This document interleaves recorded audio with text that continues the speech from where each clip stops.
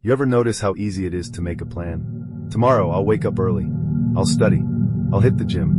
But when tomorrow comes, what happens? Most of the time, you hit snooze.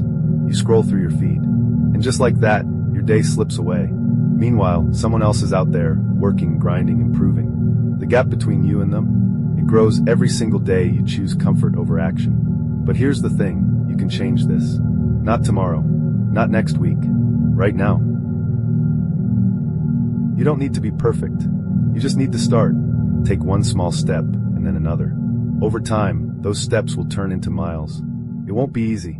Growth happens when you push yourself, even when you don't feel like it. Especially then. Because every time you show up, you're building strength. Discipline. Confidence. Your future self is watching. What kind of person do you want them to see? Subscribe for more motivation. Let's grow together.